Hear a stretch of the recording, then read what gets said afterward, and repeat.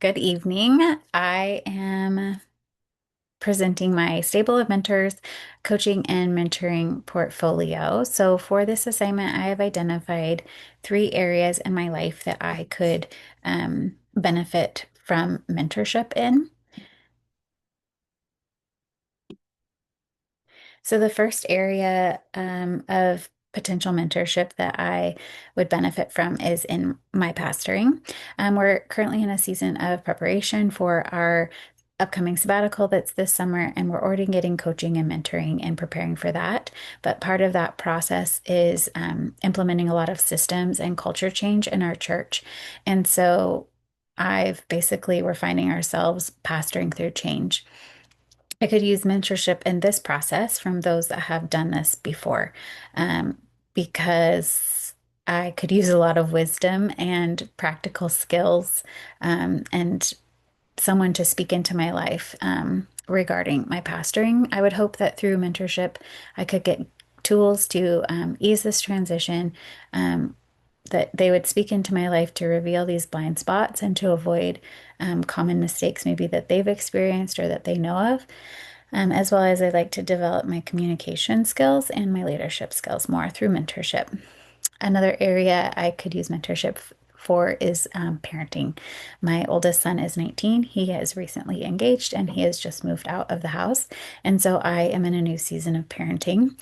There's a lot of challenges that come with parenting a young adult, and I could definitely use some wisdom. I want to make sure that we maintain a great relationship with him and with his new family.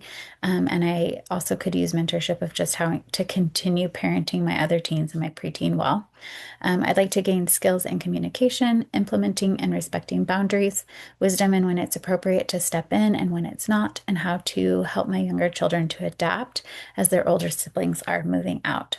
Potential mentors that I've identified for these areas in pastoring, my regional and area pastor, both John McIntosh and Kelly Mossholder, would be good mentors for me in pastoring, as well as Cynthia Goodell. She is my leader as far as women's mobilization. She's my district women's mobilizer, and I work under her as our area mobilizer, regional.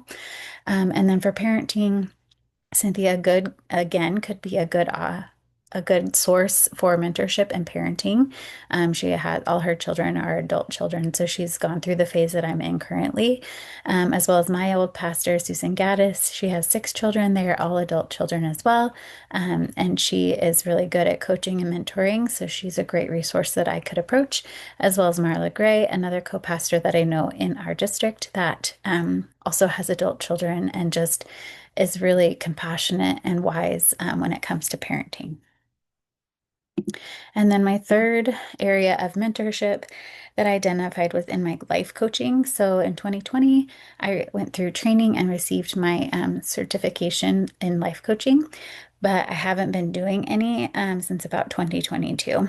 And so this is an area that I would like to develop as a business or ministry.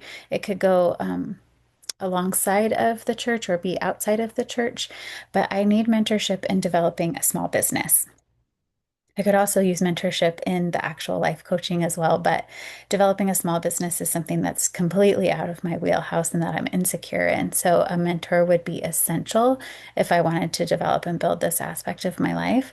I would hope to gain some clients through the mentorship process just by learning how to do that, and then gain some business skills and regain confidence in coaching, because I do know that I have something to offer with the time and skills that I developed in coaching.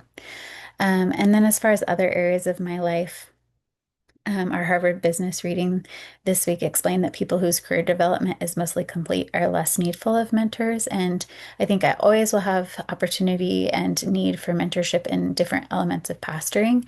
An area that I don't feel like I need it in is my marriage. We've almost been married for 25 years. And so at this point, we would probably seek counseling if we needed it, but we have a lot of resources and a lot of experience and a lot of good friends that we live life together and help each other. So that's one area I don't think I need mentorship in. And then this is my mentorship engagement template, an email that I would send to a prospective mentor. This is for a pastor. So, hello, I hope this email finds you well. I wanted to reach out quickly to ask you to consider mentoring me in my pastoring. I admire the way you co-pastor your church as we do, and I remember you have shared about pastoring through change and a culture shift. We are currently in a season of system implementation and culture shift, and I could use your mentorship. I specifically hope to gain tools to ease transition, reveal blind spots, learn about common mistakes you made or know about, as well as to further my leadership and communication skills. I do not expect you to develop any type of plan for my development. I would like to glean from your wisdom and experience and learn from you. I'm looking for a once a month connection with you on your time frame. Please let me know if you would be willing and able to mentor me in this season. I appreciate you and value our relationship. Blessing and grace, Lori. I conclude with this quote by Andy Stanley. It says, I can go further and faster with someone coaching or mentoring me than I can on my own. I do believe in mentorship, and I'm excited to see how other people can help me go further and faster than I can on my own.